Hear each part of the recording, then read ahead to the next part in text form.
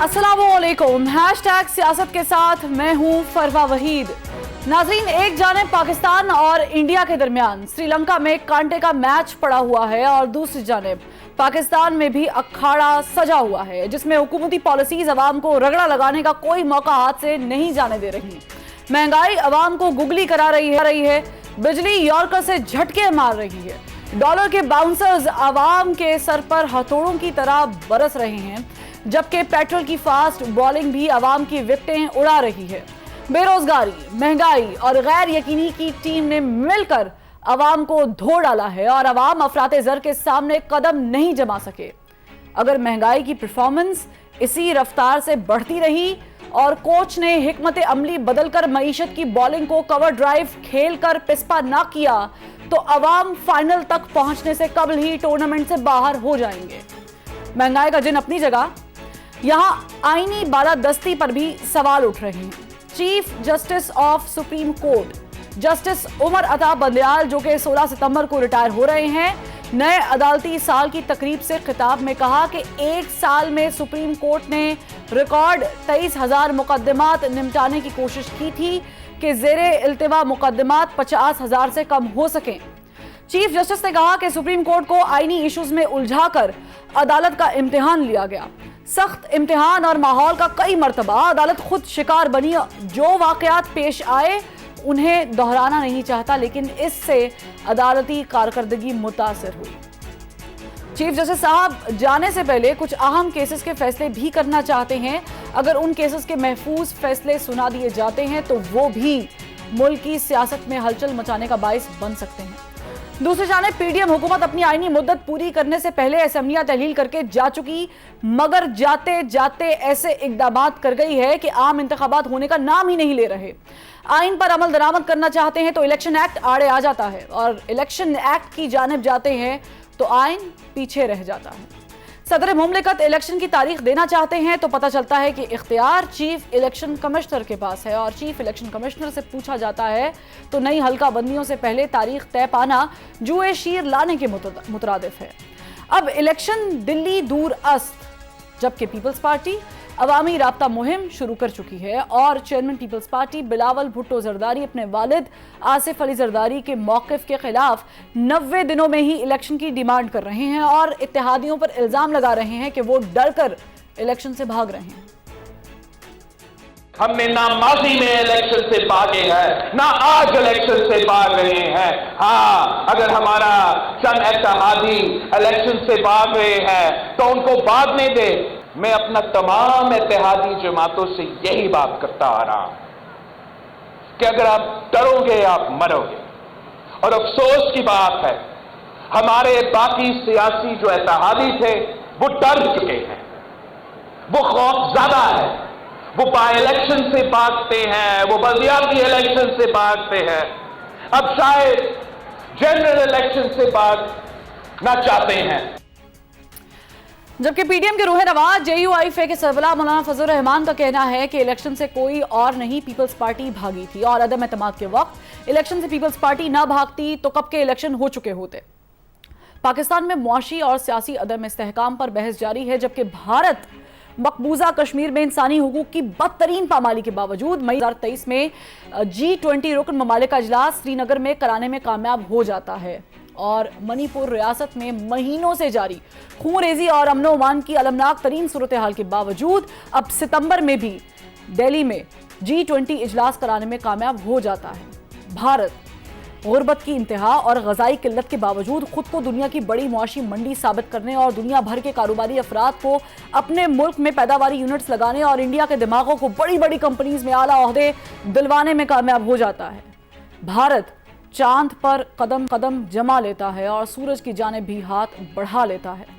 India की इस सारी कामयाबी के पीछे एक ही स्ट्रेटजी है कि उसने मुल्क की मईशत को रीढ़ की हड्डी समझा और उसी मुताबिक उस पर काम किया, और नतीजा आज हमारे सामने है। ऐसे में क्या हमारे सियासतदान भी सियासत पर मईशत को तरजीह देंगे और इक़्तिदार की बजाय अवाम को अपनी तरजीहात में शामिल करेंगे? इस पर मैं आज का पैनल अपना इंट्रोड्यूस करवा देती हूँ।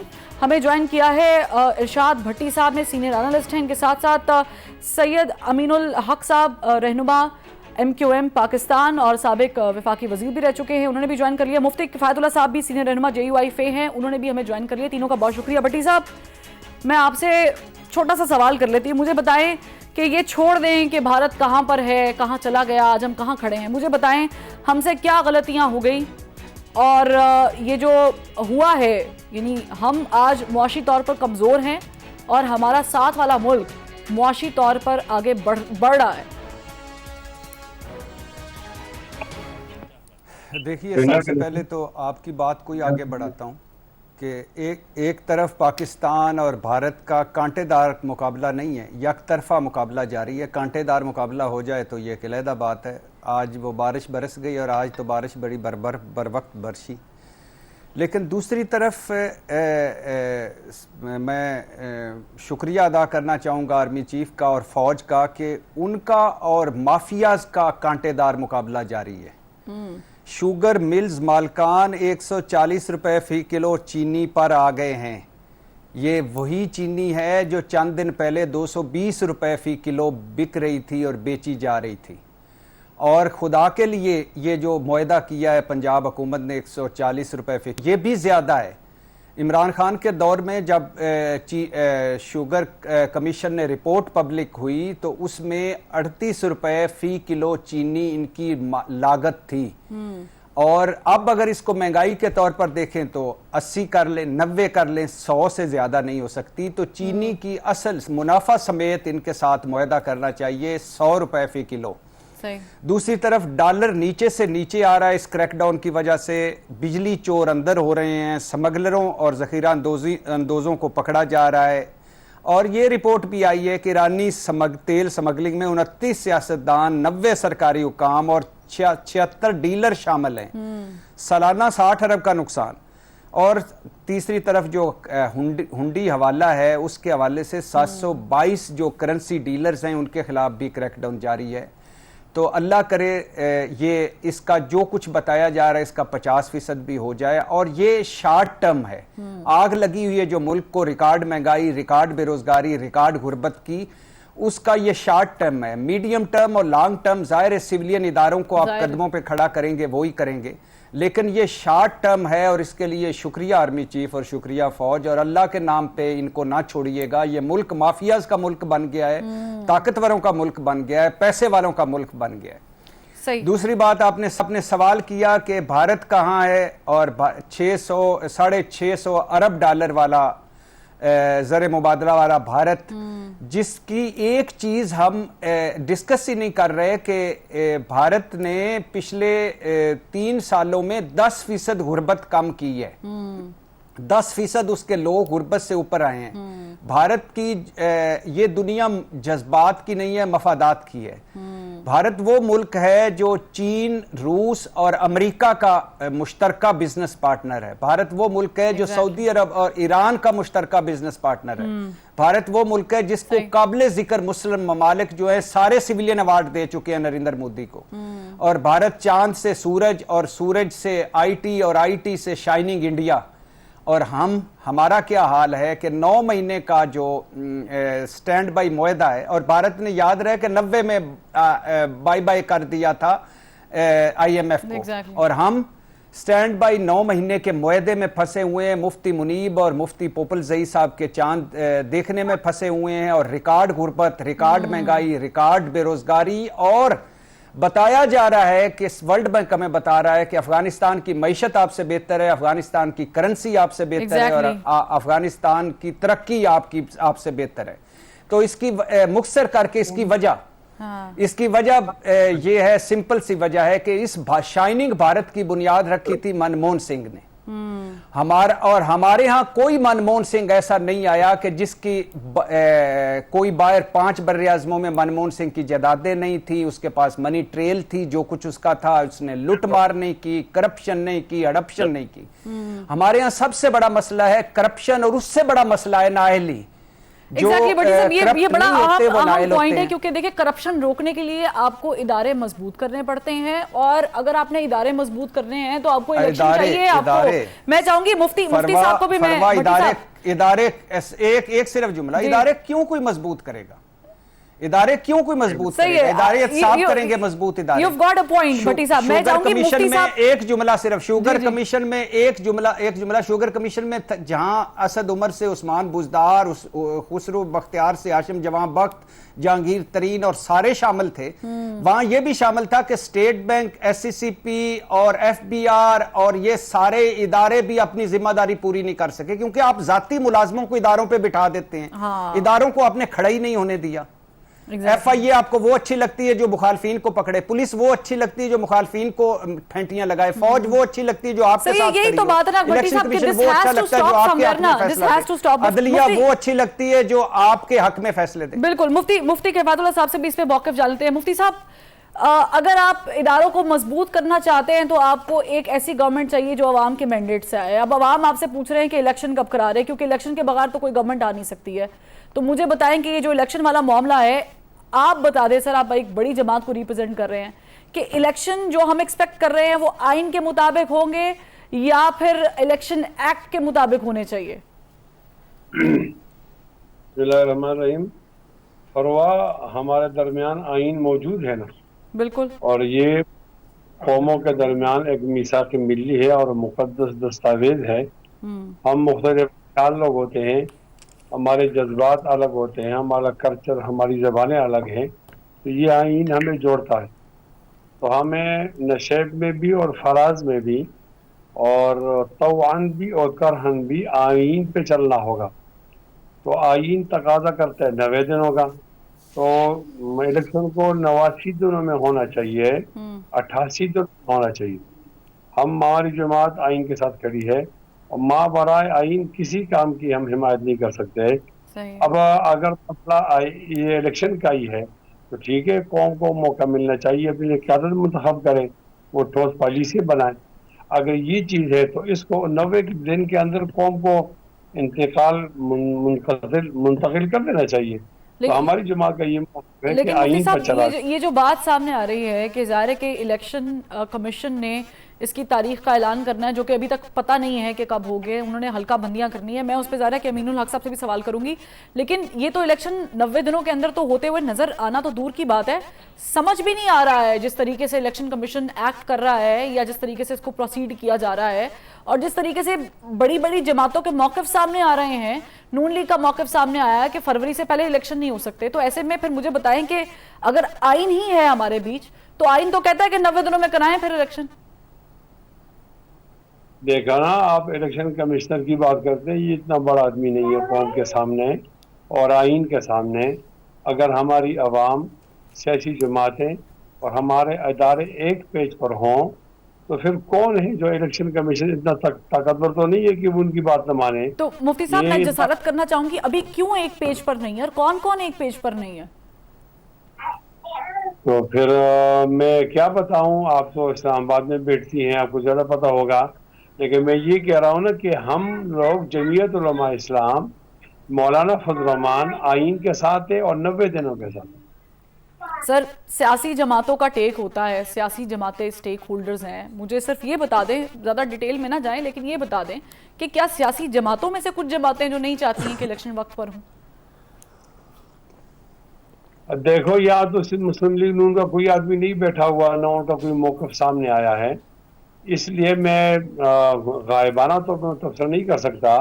شنید یہ ہے کہ ان کی رائے ہے کہ الیکشن لیٹ ہوں، تو ہم ان کی رائے کا اتفاق نہیں کرتے، ہم آئین کے ساتھ اتفاق کرتے ہیں. ہمارے ہاں ایک معاشی بحران ہے، وہ معاشی بحران تبھی ٹلے گا کہ امن آئے گا، اور امن جڑا ہوا ہے الیکشن کے ساتھ. یعنی مفتی صاحب، نون لیگ یہ چاہتی ہے اپنے مفاد کے لیے کہ الیکشن ڈیلے ہو جائیں؟ ان میں ان کو کیا فائدہ ہے؟ جو نتیجہ آ جائے گا وہی کل آئے گا. ایسا تو نہیں ہے کہ نئے لوگ آ جائیں گے. نہیں ہو سکتا ہے کہ آج میاں صاحب نہیں آ رہے ہیں، 2-3 مہینوں بعد میاں صاحب آ جائیں؟ میاں صاحب کو اللہ تعالیٰ جلدی لے آئے، ان کا ملک ہے، وہ کیوں نہیں آتے؟ الیکشن کا اعلان ہو جائے، الیکشن کمشنر پر دباؤ ڈالنا چاہیے کہ وہ 90 دن کے اندر. اب کیا، ہر ایک پارٹی کی الگ ایک حکمت عملی ہے. کسی کا آدمی باہر ہے، کسی کا اندر ہے، کسی کا نیمے درون نیمے بیرون، یہ اور باتیں ہمیں پوری نہیں دیکھنی چاہیے. ہمیں آئین کے ساتھ چلنا ہوگا تو ملک مضبوط ہوگا. چلے، یعنی مجھے جے یو آئی فے کا جو ایک موقف سمجھ آیا ہے وہ امین الحق صاحب یہ سمجھ آیا ہے کہ آئین کے مطابق ہونے چاہیے، جو آئین کانسٹیٹیوشن آف پاکستان ہمیں کہتا ہے۔ آپ لوگوں کی جماعت البتہ ڈے ون سے یہ کہہ رہی تھی کہ نئی حلقہ بندیوں پر الیکشن ہونے چاہیے۔ اب جب ہم نئی حلقہ بندیوں کی جانب جائیں گے تو یہ الیکشن اس سال تو ممکن نہیں ہے۔ آپ سیٹسفائیڈ ہیں بحیثیت ایک سیاسی جماعت کے جو آپ چاہ رہے تھے وہ ہو گیا اور الیکشن ڈیلے ہوتے ہیں تو آئین ٹوٹتا ہے تو اس سے کوئی فرق نہیں پڑتا؟ دیکھیے آپ نے دو سوال ایک ساتھ کر لیا، میں ان دونوں سوالوں کا جواب ترتیب بڑھ دیتا ہوں۔ دیکھیے پاکستان کا شروع دن سے وعدہ دو ٹوک مقابلہ کیا تھا کہ ڈیجیٹل سینسس کا انعقاد کیا جائے۔ پاکستان کی تاریخ گواہ ہے کہ 10 سال کے بعد، 17 سال کے بعد، 18 سال کے بعد سینسس کرایا گیا، بٹ ایم کیو ایم کی کوششوں سے 2017 کے بعد 2022 میں سینسس کا آغاز کیا گیا۔ اگر ایم کیو ایم کی کامیابی تھی اور الحمدللہ ایم کیو ایم شروع دن سے سٹینڈ تھی کہ جو ڈیجیٹل سینسس کیا گیا ہے اس کے بنیاد پر نئے حلقہ بندیاں کی جائے۔ اور ہم تو بار بار یہ میرا خیال ہے پریس کانفرنس بھی کی ہے، ٹی وی کے ٹاک شو پہ بھی کہا ہے، اور میرا خیال ہم نے مختلف جلسوں میں بھی اس بات کا اعلان کیا ہے۔ ایم کیو ایم کیا کہتی ہے؟ ایم کیو ایم کہتی ہے کہ ڈیجیٹل سینسس کی بنیاد پہ حلقہ بندی کی ہے۔ ہم نے الیکشن کمیشن آف پاکستان سے کیا اپیل کی کہ اگر ملک میں ایمرجنسی ہے، اگر ملک میں جلدی ہے تو الیکشن کمیشن آف پاکستان کو 8 گھنٹے نہیں بلکہ 14 گھنٹے، 16 گھنٹے، 24 گھنٹے کام کرنا چاہیے۔ اور میں سمجھتا ہوں کہ ایم کیو ایم نے پریس کانفرنس میں اس کا اعلان بھی کیا ہے۔ اچھی بات ہے کہ پہلے اگر 14 دسمبر تک مکمل ہونے جا رہا تھا جیسے کہ ڈیلیمیٹیشن کا پروسیس، انہوں نے اسے 15 دن کٹ ڈاؤن کر کے 30 نومبر تک لے کر آیا۔ اس کا مطلب یہ ہے کہ 30 نومبر کے بعد فوری طور پہ الیکشن کا اعلان کا انعقاد ممکن ہو سکتا ہے۔ ہماری تو خواہش تھی کہ اسے اور میرا خیال ہے کہ 15 دن اور 3 ہفتے اس کو ایکسکیوز کیا جاتا تو ہم یہ دسمبر میں الیکشن دیکھ رہے ہوتے۔ بٹ الحمدللہ I am very much hopeful کہ یس دسمبر کے مہینے کے اندر الیکشن شیڈول کا اعلان ہو جائے گا۔ جنوری کے اینڈ یا فروری میں الیکشن ہونا چاہیے، لیکن کیا ایم کیو ایم کا مطالبہ ہے کہ ڈیلیمیٹیشن کا پورے ملک میں مکمل کیا جائے۔ اور آپ دیکھیں کہ جب ڈیلیمیٹیشن کو جب بنیاد بنا کر سینسس کو بنیاد بنا کر ڈیلیمیٹیشن کی جا رہی ہے تو ہم نے کیا دیکھا کہ کراچی کی آبادی میں اضافہ نظر آیا۔ ہم نے کیا دیکھا کہ کراچی کی سیٹ قومی اسمبلی کی 21 سے بڑھ کر 22 ہو گئی ہے۔ اسی طریقے سے 44 جو پہلے صوبائی اسمبلی کی سیٹ تھی وہ بڑھ کر 48 ہو گئی ہے۔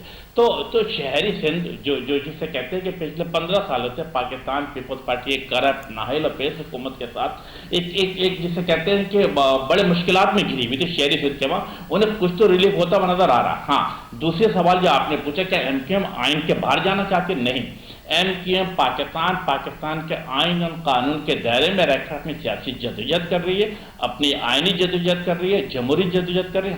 ہم ہر صورت میں چاہتے ہیں کہ آئین کے تابع تمام لوگوں کو ہونا چاہیے۔ There should be a fair, free election. لیکن امین الحق صاحب ایک چھوٹا سا سوال لے لیں، اگر فروری میں بھی خدا نہ خواستہ یہ الیکشن نہیں ہوتے اسکیجولائز تو مجھے بتائیں کہ اگر اس سے آگے جاتے تو پھر آپ لوگوں کا کیا موقف ہوگا؟ آپ عدالت جائیں گے؟ دیکھیں یہ سوال آپ نے معروضے پہ کیا ہے۔ اب جس میں نے آپ کو عرض کیا کہ ایم کیو ایم پاکستان کی وعدہ پالیسی ہے کہ نئے ڈیجیٹل سینسس کے بنیاد پہ ڈیلیمیٹیشن کرایا جائے، حلقہ بندیاں کی جائے، اور ہر صورت میں جنوری کے آخر میں یا فروری میں جنرل الیکشن کا اعلان انعقاد ہونا چاہیے۔ اور ساتھ ساتھ یہ اعلان انعقاد نہیں ہونا چاہیے بلکہ عادلانہ، منصفانہ، شفاف انتخابات کو یقینی بنایا جائے۔ اور میں بار بار کہتا ہوں کہ 2018 میں ہمارے ساتھ کیا کیا گیا۔ ٹھیک ہے، لیکن سر امین الحق صاحب بحیثیت بڑی جماعت سر پلانز ہوتے ہیں، میرا سوال بالکل مفروضوں پر مبنی ہے، لیکن مفروضے پاکستان میں ماشاءاللہ سے کامیاب ہوتے ہیں۔ جب ہم دیکھتے ہیں کے پی کی اسمبلی ٹوٹی تھی اور پنجاب کی ٹوٹی تھی تو یہ بات ہو رہی تھی الیکشن نہیں ہوں گے، تو الیکشن نہیں ہوئے سر، مفروضے کامیاب ہوتے ہیں یہاں پر۔ میں پھر آپ سے پوچھ رہی ہوں کہ آپ کا پلان بی کیا ہے؟ میں عرض کر دوں، آج جو سیاسی پارٹیاں مطالبہ کرتی چلی آ رہی ہیں کہ 90 دن میں الیکشن کا انعقاد کیا جائے، مجھے بتائیں جب کے پی کے انتخابات کے انعقاد کی بات ہوئی، جب پنجاب کے الیکشن کی بات کی گئی تو تمام لوگوں نے کہا کہ الیکشن نہیں ہونا چاہیے۔ اس کا مطلب یہ ہے کہ there was a ground for that political party. اگر آج جسے کہتے ہیں کہ ڈیجیٹل سینسس کے بنیاد پر تھوڑی سی چیزیں آگے بڑھ گئی ہیں، نومبر اور دسمبر کے بجائے جنوری اور فروری میں الیکشن کا انعقاد ہو رہا ہے، تو میرا خیال ہمیں کھلے دین کا تسلیم کرنا چاہیے اور ہر صورت میں میک شیور کرنا چاہیے کہ فروری سے کسی بھی صورت میں الیکشن کو آگے نہ بڑھایا جائے۔ اگر میں سمجھتا ہوں کہ اس حوالے سے اگر آگے بڑھانے کی کوشش کی گئی تو یقیناً ایم کیو ایم کی رابطہ کمیٹی بیٹھے گی اور میرا خیال ہے باہمی مشاورات کے بعد مستقبل میں کوئی نہ کوئی فیصلہ ضرور کرے گی۔ ٹھیک ہے، یعنی ابھی ایم کیو ایم نے اس بارے میں سوچا ہی نہیں ہے۔ ٹھیک ہے، ہم ایک بریک لے لیتے ہیں، بریک سے جب واپس آتے ہیں تو یہ جو 2-3 مہینے आगे जाने का प्रोसीजर है, इसमें किसका फायदा किसका नुकसान है, इरशाद भट्टी साहब आई एम श्योर कि हमें बेहतर तरीके से गाइड कर सकते हैं। एक ब्रेक लेते हैं।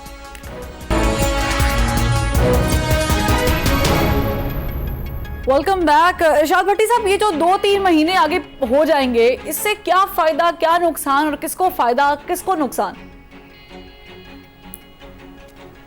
देखिए 2-3 बातें हैं जो मैं क्लियर करना चाहता हूं। पहली बात है कि आपने कहा इलेक्शन कमीशन ने तारीख देनी है। नहीं, इलेक्शन कमीशन ने तारीख नहीं देनी, सदर ने तारीख देनी है। जो इलेक्शन एक्ट में तरमीम हुई है वो कानून साजी हुई है।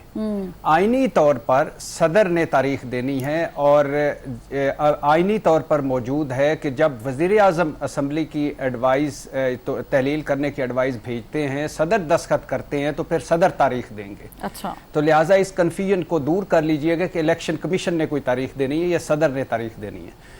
दूसरी बात यह है कि मुफ्ती साहब ने कहा कि हमारे दरमियान आइन मौजूद है। बिल्कुल भी नहीं मौजूद हमारे दरमियान आइन। अच्छा, ये पीडीएम वालों को बिल्कुल आइन की बात नहीं करनी चाहिए।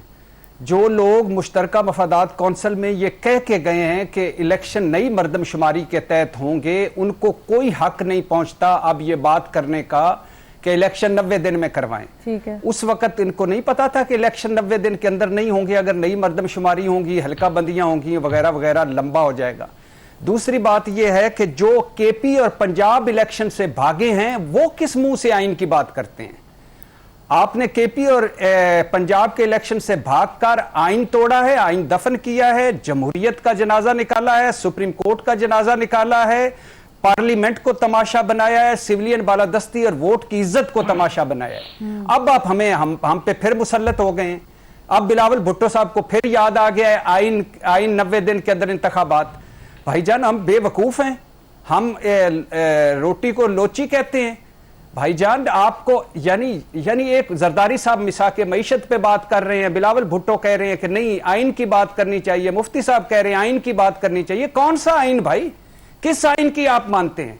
आपको आइन वो सूट करता है जो आपके मफादात पूरा करे। आपको अदलिया वो सूट करती है जो आपके हक में फैसले करे। आपको फौज वो अच्छी लगती है जो आपके साथ खड़ी हो। आपको इलेक्शन कमीशन वो अच्छा लगता है जो आपके साथ खड़ा हो। आपको FIA पुलिस वो अच्छी लगती है जो आपके मुखालफीन को पकड़े। इशू ये है कि अगर आप ये समझती हैं कि इंडिया और भारत दो अलग-अलग मुल्क हैं, इंग्लैंड और बरतानिया दो अलग-अलग मुल्क हैं, और UAE और मुत्तहदा अरब अमारात दो अलग-अलग मुल्क हैं, तो फिर ये भी मान लीजिए कि शहबाज शरीफ और नवाज शरीफ भी अलग-अलग हैं, और बिलावल भुट्टो और आसिफ जरदारी भी अलग-अलग हैं।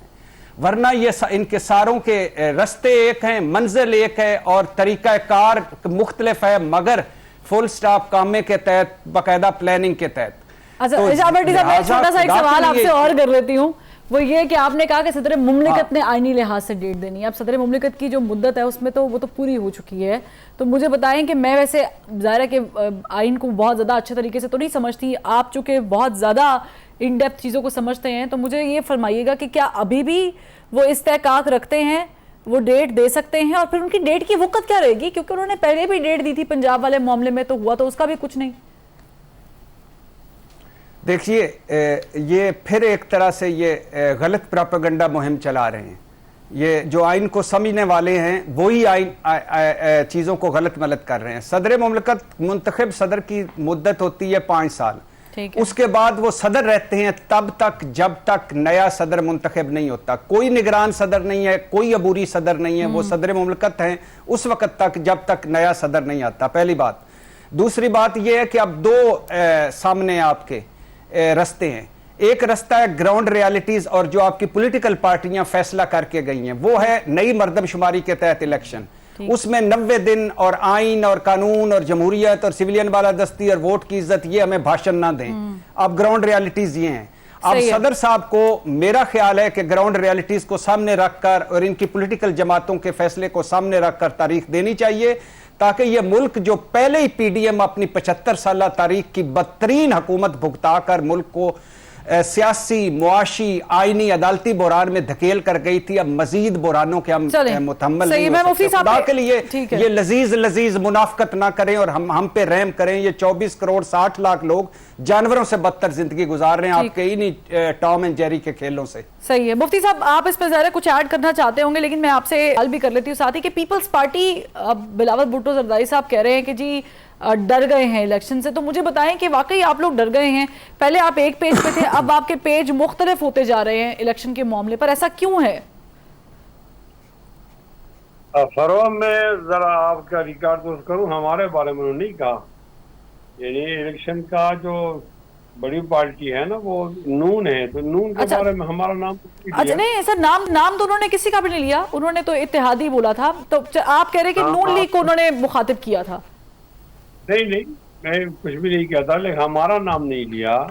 अगर उन्होंने हमारा नाम लिया होता तो हम जवाब देने के काबिल हैं अल्हम्दुलिल्लाह मदद से। इसलिए कि हमारा रिकॉर्ड है कि इमरान की फस्तायत का मुकाबला सिर्फ हमने किया है और हमने की है और हमें उसका क्रेडिट मिलना भी चाहिए और लोग देते भी हैं। मैं जरा इरशाद भट्टी साहब की तरफ आना चाहता हूँ। जी जी। अगर हम कहते हैं कि आईन के मुताबिक चलना चाहिए तो इन पर तो इस पर तुमको खुश होना चाहिए कि हम आईन की बात करते हैं, मावराए आईन की बात नहीं करते। पता नहीं ये इस पर क्यों नाराज है। ये हम कहते हैं कि इस 90 दिन के आईन पर इस बात पर अमल करना चाहिए। तो अगर हमने कल ये नहीं कहा और आज कहते हैं तो अप्रिशिएट करो भाई, आपको तो चाहिए कि हमारी इस हिकमत अमली पर आप अच्छी राय दे। देखो कि इन्होंने कल ये गलती की और आज अपनी गलती का वो इजाला कर रहे हैं। पता नहीं वो क्यों जज्बात के अंदर आ गए, वो इस तरह बोलना चाहते थे जिस तरह कोई जज्बाती भाई बोलता रहता है। खैर इरशाद साहब का ये स्टाइल है। दुआ सलाम तो हमारी अच्छी है, मैं नहीं चाहता, लेकिन ये मैं इसकी तायीद करता हूँ कि 90 दिन के साथ, 90 दिन के साथ नहीं, आईन के साथ है। अगर मैं आईन के साथ हूँ, जमीयत उलमा इस्लाम आईन के साथ है, तो फिर अखलाकी जुर्रत का ये तकाजा है कि आपके वाजी फलान जगह तो आपसे गलती हुई थी और यहाँ आप आईन की बात करते हैं, तो बहुत अच्छी बात है आप आईन की बात करते हैं। जब सियासी जमातें आईन पर हों, इरशाद भट्टी साहब हमें भाषण न दें, सियासी जमातें आईन पर हों, फिर कौन होता है जो आईन से इलेक्शन कमीशनर को तकड़ा करके कहता है कि नहीं आपने ये कहना है कि हमने 90 से आगे चलना है? उन पर्दा नशीनों के नाम लेना जरा आपके लिए मुश्किल है ना। असल मसला पाकिस्तान का यही है। अगर आप उन पर्दा नशीनों का नाम ले लें तो फिर मैं आपकी तमाम तकरीर जो जुमे की आपने की सुन लूंगा, लेकिन जब आप असल मुल्जिम का नाम नहीं लेंगे और दाएं बाएं बातें करेंगे। मुफ्ती साहब चले, इरशाद भट्टी साहब कमजोर आदमी है, वो तो नाम नहीं ले सकते, आप नाम ले लें मुफ्ती साहब। मैं जवाब देना चाहूंगा मुफ्ती साहब के बाद। मुफ्ती साहब से एक बार पूछ लूं कि वो उनका मुकम्मल हो गया। मुफ्ती साहब, क्या इरशाद भट्टी साहब इस पे आपको मौक़िफ़ दे दे? मुफ्ती साहब जी, मैंने कहा क्या इरशाद भट्टी साहब को इजाजत है कि वो इस पे अपना मौक़िफ़ दे दे? लेकिन मेरा भी छोटा सा सवाल है सर, अगर वो पर्दा नशीनों के नाम इरशाद भट्टी साहब नहीं दे सकते तो सर आप ले लें ये नाम? नहीं, मैं तो ले सकता हूँ, मैं लिया भी है। मैं तो 88 दिन जेल गुजारी है इस बात पर। वो उस केस के अंदर जज ने कहा है कि आपका जुर्म भी हद नहीं हो सकता।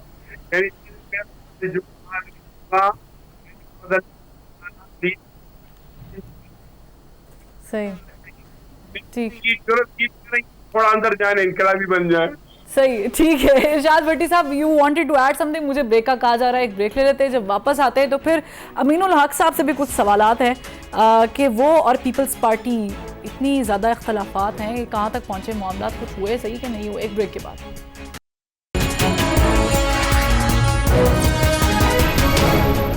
Welcome back. अमीनुल हक साहब, छोटी सी इजाजत दीजिएगा, इरशाद साहब वांटेड टू ऐड समथिंग, वो कर ले तो फिर मैं आपसे भी सवालात करती हूँ और काफी सारे सवालात हैं वैसे। भट्टी साहब,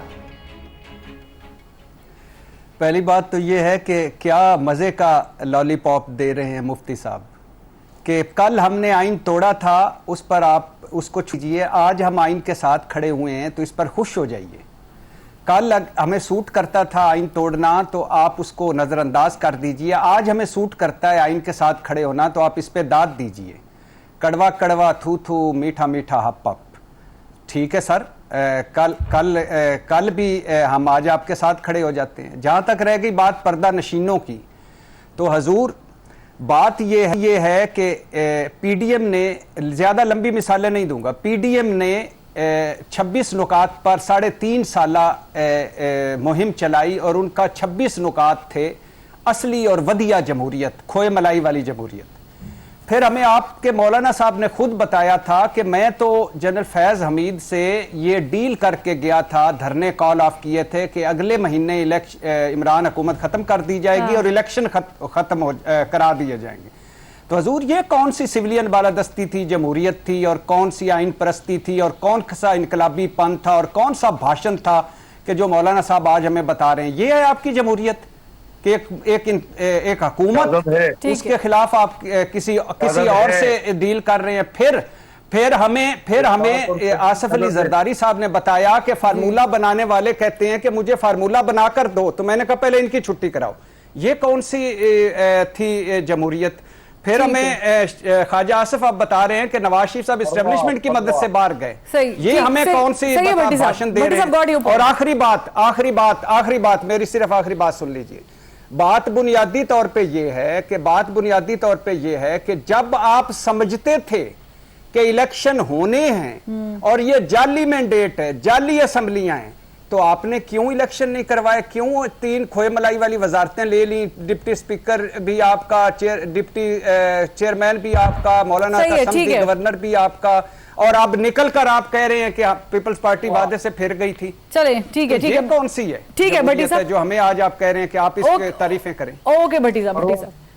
جی مفتی صاحب، میں آپ سے بھی جواب لیتی ہوں، لیکن میں امین الحق صاحب کو تھوڑا سا اس میں، کیونکہ امین الحق صاحب کافی دیر سے خاموش ہے اور ہماری گفتگو سن رہے ہیں. امین الحق صاحب مجھے بتائے کہ یہ جو واقعتاً،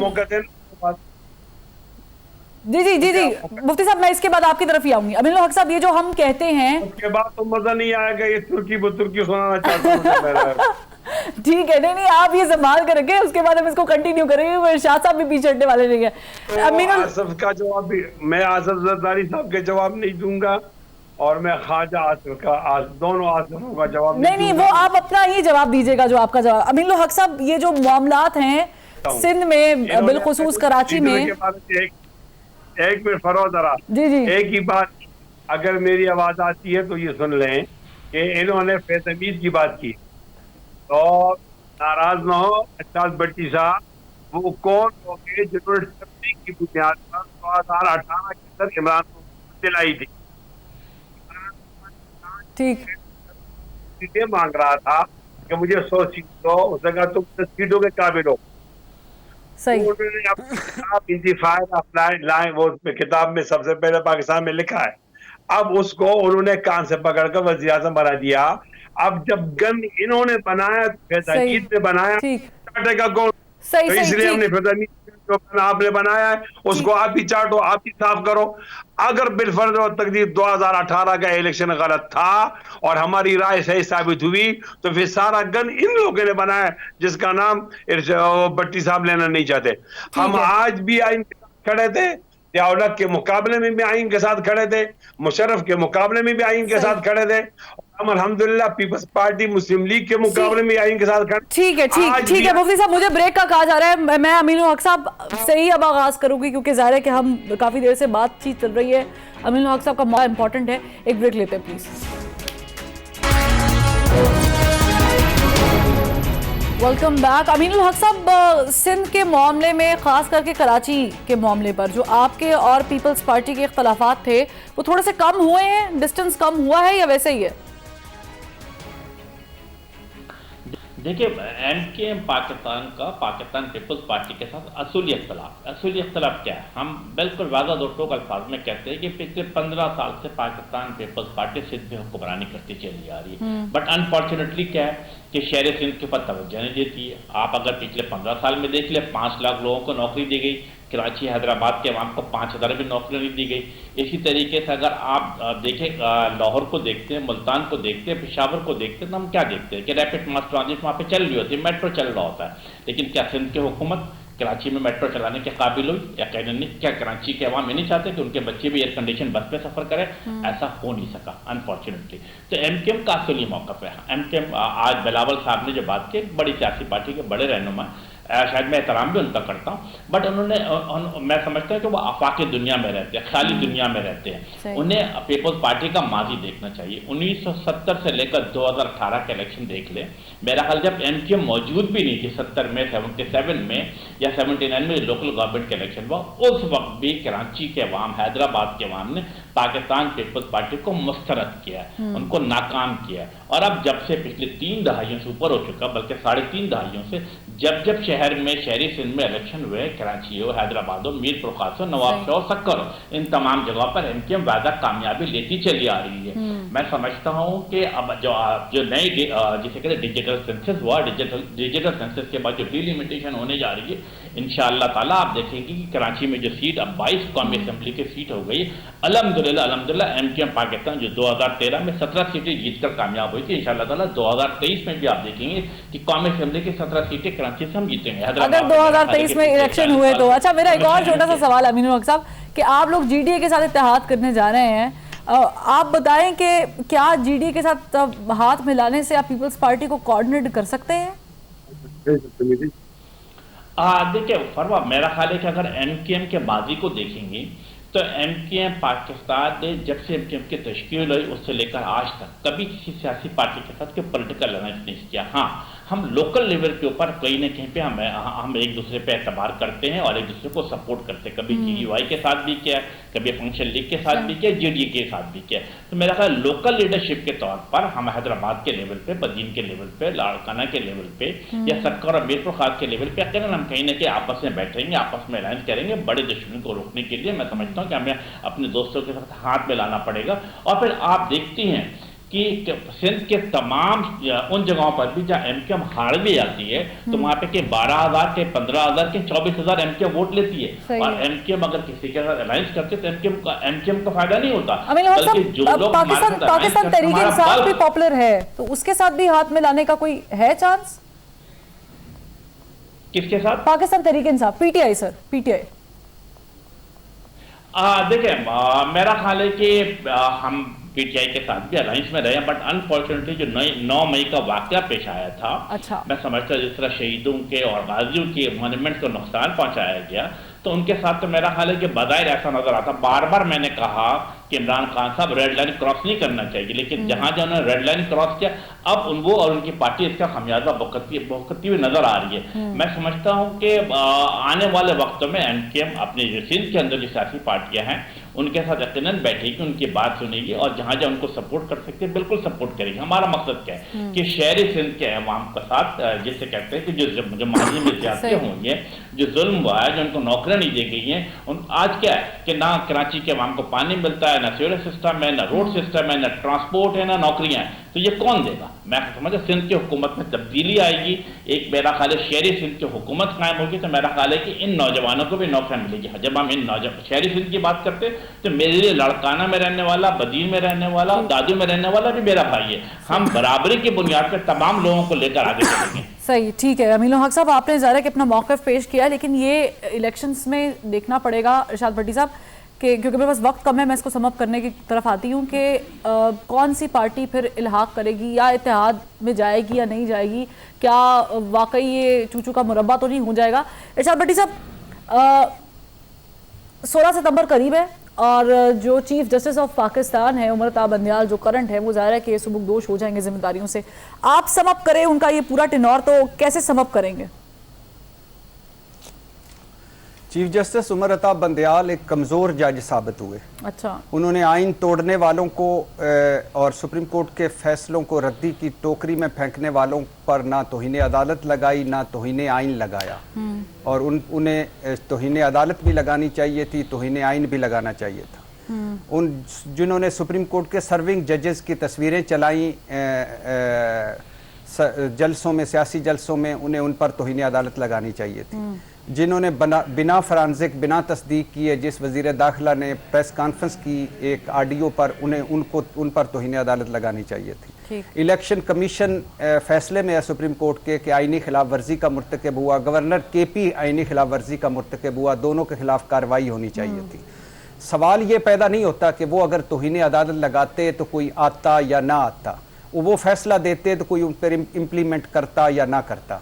सवाल ये पैदा होता है कि वो फैसला दे देते और कोई फैसले पे अमल दरामद होता ना होता, आज उनका नाम मुख्तलिफ हरूफ में लिखा जाता। सही। अमरीकी तारीख का सबसे जो हीरो जज है वो जस्टिस मार्शल है। जस्टिस मार्शल के 4 साल फैसलों पर अमल दरामद नहीं हुआ, लेकिन वो आज भी हीरो है। तो कहने का मकसद ये है कि जब आप कमज़ोरी दिखाते हैं तो फिर सुप्रीम कोर्ट तकसीम भी होती है, जब आप कमज़ोरी दिखाते हैं तो फिर आइन भी टूटता है, जब आप कमज़ोरी दिखाते हैं तो फिर जजेस के किरदार, कंडक्ट और ख़ानदान तक भी बात जाती है। सही। लिहाजा गैर मामूली हालात थे, लेकिन इस गैर मामूली हालात में वो कमज़ोर जज साबित हुए। ठीक है मुफ्ती साहब, आप इसको कैसे सम अप करेंगे? आप अग्री करते हैं इरशाद भट्टी साहब की इस बात से कि वो एक कमज़ोर जज साबित हुए हैं, उन्होंने बहुत सारी चीज़ों पे एक्शंस नहीं किए जो करने चाहिए थे? देखो, ये जो जजेस की कुर्सियां होती है तो बहुत मुकद्दस होती है और ये हमारी आपकी उम्मीद होती है, लेकिन इत्तेफाक से उमर अता बंदियान का जो दौर है वो इस लिहाज से सियातरीन दौर था। इस दौर के अंदर जजेस के अंदर इख्तिलाफात आए और जो बातें जजेस के चैम्बर में होनी चाहिए थी वो आम तौर पर गलियों के अंदर लोगों के जबानों पे चल रही थी और सब पता चल रहा था। और लोगों के बार बार मुतालबे करने से कि आप फुल कोर्ट बनाए, इसकी तश्कील करें, तो फुल कोर्ट का मुतालबा नहीं माना और चंद जजों को, मखसूस जजों को वो मखसूस हालात के अंदर उसके बेंच बनाते रहे और जजों ने अंदर से इनकार किया और इस तरह बेंच टूटता रहा। मेरे ख्याल में सबसे ज़्यादा अजीब बात वो थी जब एक मुजरिम को उन्होंने गुड टू सी कहा। ये उन्होंने एक जुर्म का इस्तेकबाल किया है। एक बाज़ और जो जजेस होते हैं वो एक बात को इस तरह जानिबदारी कर लेंगे, दूसरी के अंदर उसको संभाल लेते हैं, लेकिन इन्होंने फिर मुसलसल ऐसा किया।